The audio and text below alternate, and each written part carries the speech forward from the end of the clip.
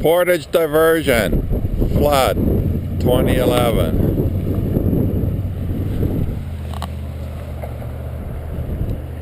This is a Portage diversion flood of 2011, just outside of Portage. This is the diversion from the Assiniboine north to Lake Manitoba.